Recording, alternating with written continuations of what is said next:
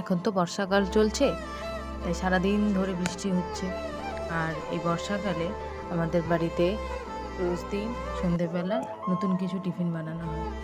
তো সেই মতো আজকের হচ্ছে পাটিসাপটা পিঠে। দেখো এখানে মা এক জায়গায় গ্যাসে ওই পাটিসাপটার ভেতরে যে ছইটা দেয় ওটা বানাচ্ছিল, আর অন্যদিকে কাকিমা এখানে উনুনে যে সেই পিঠেটা তৈরি করছিল। দেখো পিঠে করার প্রসেসটা গ্রাম বাংলার আমাদের বাড়িতে পাটিসাপটা পিঠে উনুনে করার প্রসেসটা